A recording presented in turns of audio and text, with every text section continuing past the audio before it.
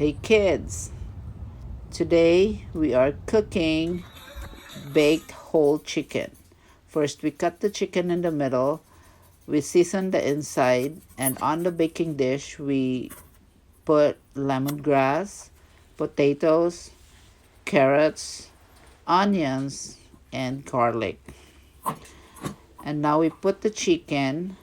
We season the inside, and now so we have to season the outside. I'm using here a garlic salt. It has garlic pepper and some parsley flakes. And we put more veggies around the chicken. We season more, and to season also the vegetables around it, I added here asparagus and more seasonings.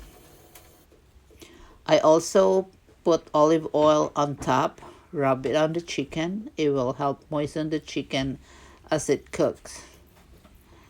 We put the chicken in the oven on